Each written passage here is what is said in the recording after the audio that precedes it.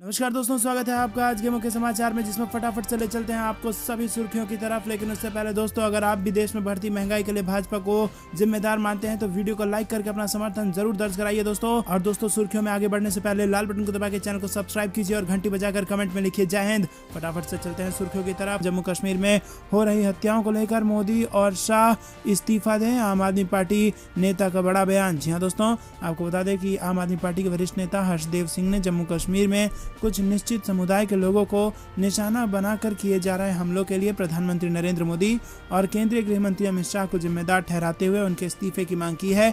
हर्षदेव सिंह ने कहा है कि जम्मू कश्मीर को 2 केंद्र शासित प्रदेशों में विभाजित करने के बाद से प्रदेश के हालात विस्फोटक स्थिति तक पहुंच चुके हैं और इसके लिए प्रधानमंत्री और गृह मंत्री जिम्मेदार हैं। आम आदमी पार्टी नेता हर्षदेव सिंह ने पिछले कुछ दिनों में जम्मू कश्मीर में एक स्कूल शिक्षक, बैंक प्रबंधक और एक मजदूर की हत्या पर चिंता व्यक्त करते हुए कहा कि केंद्र का छद्म शासन जम्मू कश्मीर की स्थिति से निपटने में पूरी तरह विफल रहा है और मौजूदा हालात 1990 के दशक की शुरुआत से भी बदतर हो गए हैं। आम आदमी पार्टी नेता ने केंद्र सरकार पर जम्मू कश्मीर को हिंसा के भंवर में बदलने का आरोप लगाते हुए कहा कि केंद्र शासित प्रदेश का शासन बाहरी नौकरशाहों को सौंप दिया गया है, जिन्हें मौजूदा हालात की कोई चिंता नहीं है। हर्षदेव सिंह ने कहा कि केंद्र शासित प्रदेश में राजनीतिक प्रतिक्रिया के निष्क्रिय होने के साथ ही राजनीतिक दलों को बदनाम और हतोत्साहित किया जा रहा है और सरकारी एजेंसियों के माध्यम से लोगों की आवाज़ों को दबा दिया गया है। ऐसा लग रहा है कि कानून व्यवस्था की स्थिति पूरी तरह से ध्वस्त हो चुकी है। दोस्तों, रुक करते हैं अगली बड़ी खबर की तरफ। पीएम पैकेज के कई कर्मचारी घाटी से लौटे जम्मू, कहा कश्मीर में भयानक वातावरण। जी हाँ दोस्तों, आपको बता दें कि फिर से पलायन की घटनाएं जम्मू कश्मीर में देखने को मिल रही हैं और भाजपा चारों तरफ से घिरती नजर आ रही है। वहीं प्रधानमंत्री रोजगार पैकेज के तहत कश्मीर घाटी में नौकरी पाने वाले कई कश्मीरी पंडित अपने परिवार के साथ वापस लौट चुके हैं। उनका कहना है कि हाल में आतंकवादियों द्वारा लक्षित कर की गई हत्याओं के कारण घाटी में डर का माहौल व्याप्त है। पंडित समुदाय के लोगों का कहना है कि पिछले कुछ सप्ताह में कश्मीर में उन्होंने किराए के घरों में रहकर रात गुजारी और अब जम्मू के बाहर इलाके में स्थित जगती कस्बे में पहुंचकर उन्होंने राहत की सांस ली। वहीं प्रधानमंत्री रोजगार पैकेज के तहत चयनित होने के बाद लगभग 4000 विस्थापित कश्मीरी पंडित घाटी में विभिन्न विभागों में काम कर रहे हैं। इस पैकेज की घोषणा 2008 में की गई थी और इसे 2 मुख्य बिंदु इसमें थे: 6000 युवाओं को रोजगार देना और भर्ती किए गए कर्मचारियों के लिए 6000 आवासीय इकाइयों का प्रावधान करना। बाकी बची 2000 नौकरियों के लिए भर्ती प्रक्रिया जारी है और 4000 आवासीय इकाइयों का निर्माण किया जा रहा है। दोस्तों, आपको बता दें कि यहाँ पर जबरदस्त पलायन की खबरें सामने आ रही हैं, जहां से आपको बता दें कि कश्मीर में दोबारा भयानक का माहौल बताकर जो लोग कश्मीर में एक तरीके से बसाए गए थे वो वहां से वापस, जो कश्मीरी पंडित हैं वो वापस जम्मू लौट रहे हैं। रुक करते हैं अगली बड़ी खबर की तरफ। मौलवियों ने की शांति बनाए रखने की अपील, सपा प्रमुख ने कहा कि भाजपा नेत्री की हो गिरफ्तारी। जी हाँ दोस्तों, कानपुर शहर में भाजपा नेता नुपुर शर्मा के मोहम्मद साहब के खिलाफ आपत्तिजनक टिप्पणी पर शुक्रवार को बवाल हो गया। इस दौरान प्रदर्शन कर रहे लोगों और पुलिस से झड़प के बाद हिंसा भड़क गई। भीड़ जुटने पर पुलिस ने लाठीचार्ज कर भीड़ को खदेड़ दिया। इसके हालात तनावपूर्ण हो गए और इलाके में जमकर पथराव फायरिंग भी हुई। वहीं कानपुर कमिश्नरेट के पुलिस आयुक्त विजय सिंह मीना ने बताया कि बाजार बंद को लेकर 2 समुदाय के बीच हुई झड़प के मद्देनजर 18 लोगों को हिरासत में लिया गया है। वहीं डीएम नेहा शर्मा ने कहा कि स्थिति अब कंट्रोल में है, पत्थरबाजों पर कार्रवाई की जा रही है, साथ ही साजिश करने वालों की पहचान की जा रही है। शहर में बवाल होने से पुलिस और प्रशासन अलर्ट मोड पर है, साथ ही पुलिस की धरपकड़ और छापेमारी की कार्रवाई जारी है। इसके अलावा पीएसी के जवान भी सर्च ऑपरेशन चला रहे हैं। वैसे पुलिस और पीएसी पर भी पत्थरबाजी की गई थी। सूत्रों के अनुसार पुलिस बवाल के मास्टरमाइंड हयात जफर हाशमी की तलाश में जुटी है।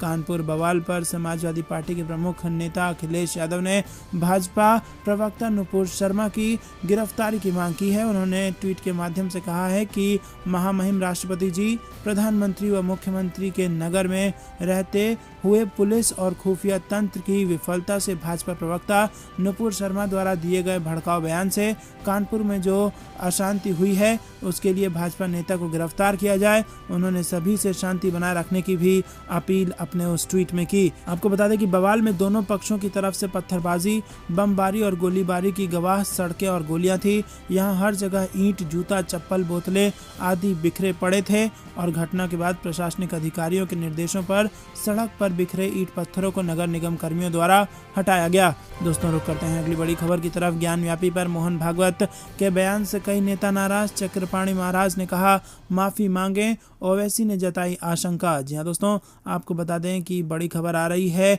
ज्ञानव्यापी मस्जिद को लेकर जारी बहस के बीच आरएसएस प्रमुख मोहन भागवत के बयान पर सियासी उबाल आना शुरू हो गया है। चक्रपाणी महाराज से लेकर ओवैसी तक ने उनके बयान पर प्रतिक्रिया दी है।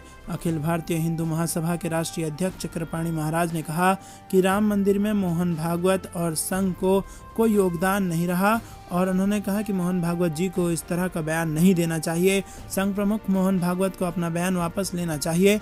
मौलाना मदनी विदेशी आक्रांताओं के साथ है, क्या मोहन भागवत भी विदेशी आक्रांताओं के साथ हैं? वहीं भागवत के बयान पर ओवैसी ने कहा कि ज्ञानव्यापी पर भागवत के भड़काऊ भाषण को नजरअंदाज नहीं किया जाना चाहिए। उन्होंने कहा कि बाबरी के लिए एक आंदोलन ऐतिहासिक कारणों से जरूरी था।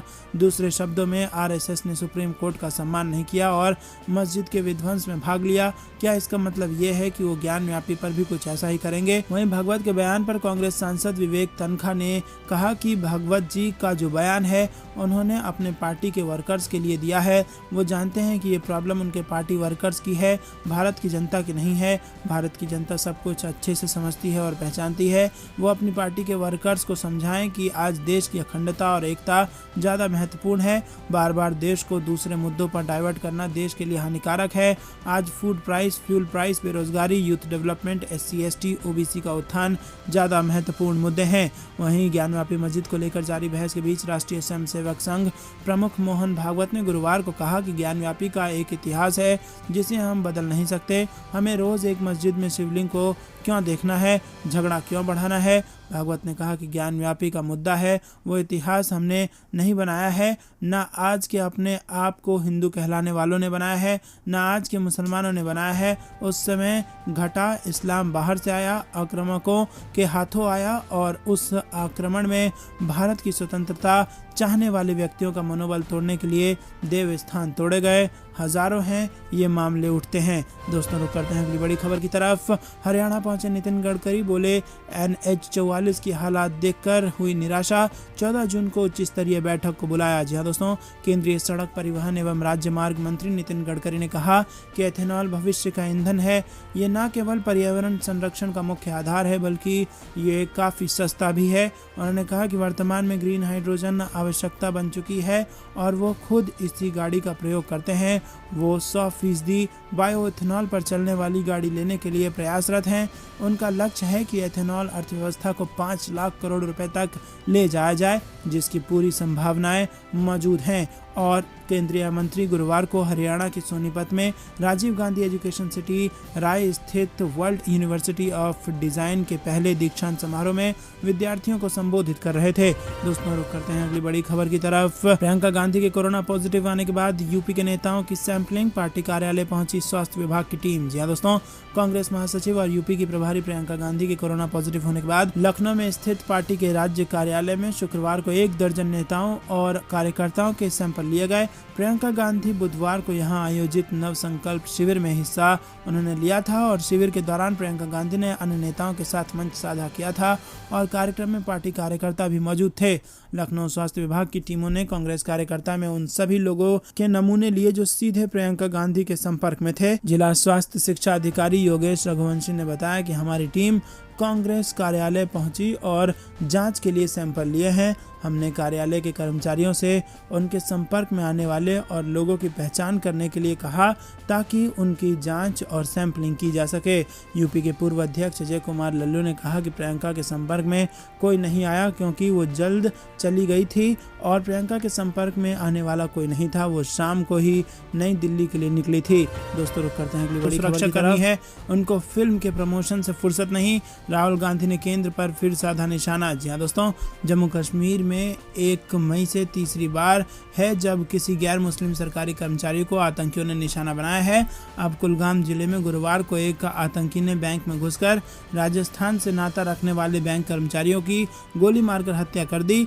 कश्मीर में बढ़ रही टारगेट किलिंग की घटनाओं को लेकर कांग्रेस नेता राहुल गांधी ने केंद्र सरकार पर निशाना साधा है।